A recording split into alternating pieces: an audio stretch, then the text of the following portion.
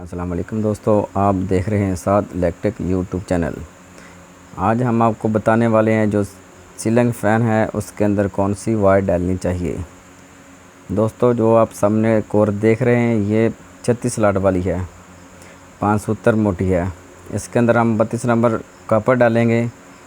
अंदर अगर आपने सिंगल कोयल डालना है तो 600 टर्न डालेंगे, अगर आपने चैन वेल्डिंग करनी है तो 300। अगर बार वाला जो आपने कोयल डालना है उसके अंदर 350 या 370 डाल सकते हैं।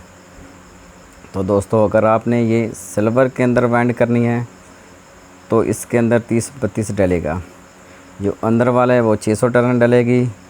अगर आपने चैन वेल्डिंग करनी है तो 300। तो जो बार वाला आपने 30 नंबर डालना है सिल्वर का तो वो 300 टर्न आप देंगे।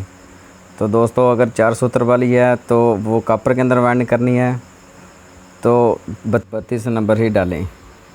शुक्रिया।